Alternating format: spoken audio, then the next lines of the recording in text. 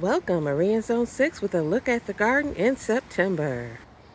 Garden newsflash, I recently added some begonias to this container. My mother didn't want them anymore, so she gave them to me. And when it comes to plants, my motto is, if they're free, they're for me. Here I'm at the entrance to the back garden, which is the west garden. Look at these endless summers. They're getting another set of blooms. So exciting. The blooms on the old wood are down below. Looking good.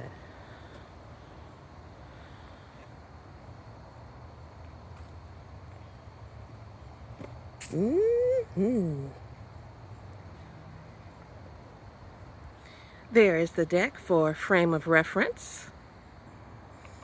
In this front container, the canna I grew from seed are still blooming. Spectacular. And the bubblegum, the snowdrift super petunia and the Bordeaux petunia are looking pretty good, I think, for September. And the bubblegum is actually in this container. Super petunia bubblegum, along with snowdrift super petunia and one beacon impatient. That beacon impatient not only keeps up with the bubblegum and the snowdrift super petunia, but it is dominating the two. There are my black-eyed Susans, which are waning, but they're still a little gold, so I can't let go. The iceberg rose, a repeat bloomer, and I believe in the Rose Hall of Fame. The next arborvitae, my clematis, no blooms but lovely leaves. And here is the other container with the beacon impatient, super petunia bubblegum, and the snowdrift super petunia, which is losing the battle. There's the August moon hosta. My next group of black-eyed Susans, I like to repeat for some order in the garden, which repetition provides here and there. Some order, a sense of order. And my zinnias, I planted from seed. Ooh, la la.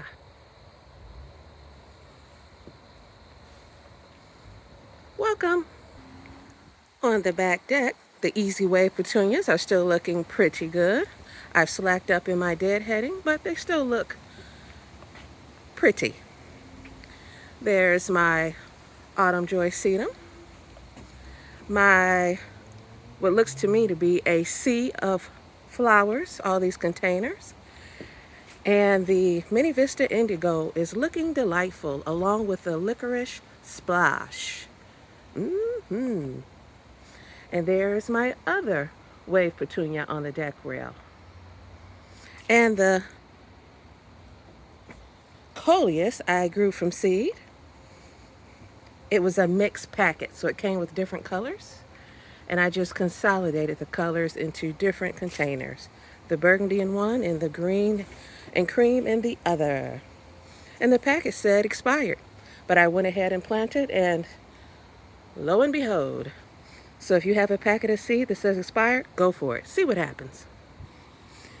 Coming back down the back steps of the deck, my beacon impatiens on either side are looking welcoming. There is that Limelight Prime. It starts off white. That's a new bloom. And there is the color as it progresses. The cooler the nights, the more vibrant the pink will get. Yes. Over on this side, by my beacon impatiens, more Autumn Joy Sedum, my go-to. There's much more sunlight flooding into this area. These are also August moon hostas.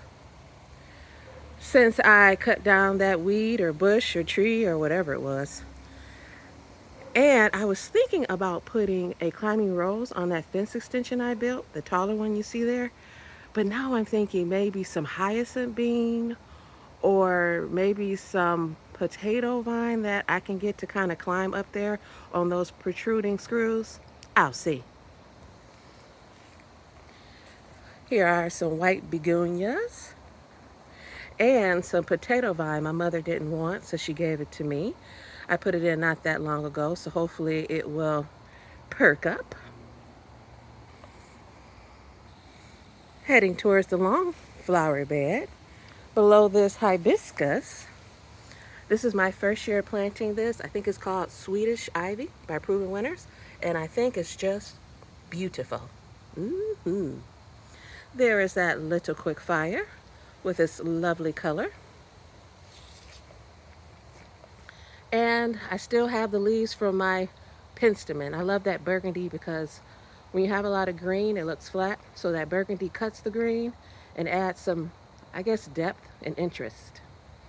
Look at this little line punch with the New Dawn rose stem on it. That's okay. What a beautiful color. More beacon impatiens. And my Bobo has seen better days. We've had a lot of dry heat, and so it looks a little frazzled.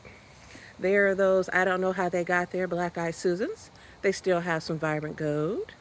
Another limelight prime. More beacon impatiens, which have gotten really tall. And look at that firelight hydrangea. Just spectacular. And here is my Gatsby Pink Oak Leaf Hydrangea, which turned brown a little earlier than it normally does. We've had a lot of heat, especially earlier in the season, which really isn't normal. In May, we had really high temperatures, so I just think it got a little stressed. But the leaves are gorgeous, and those leaves should turn burgundy soon. Heading to the Kitten garden, the anise hyssop. I still have it here. I had to provide some support. It got a little floppy, but the scent is just wonderful. Welcome.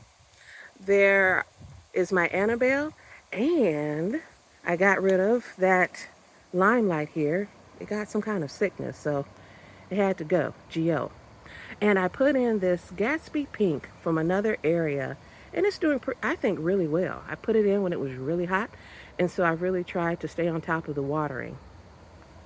And I like the fact the leaf structure is unique back here. Across from that firelight and that Gatsby Pink is my newest flower bed.